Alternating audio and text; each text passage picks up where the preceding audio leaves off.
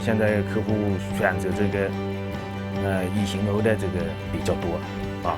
那么一型欧呢，给他们带来一个呢就是货物比较通畅海运呢要30-40天，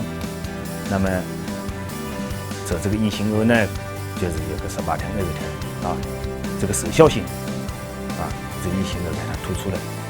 全球性的供应体系出现重大的变化之后，那么中欧班列还在没有受这个疫情的影响这个在这条通道上还是维持着正常的供应的体系。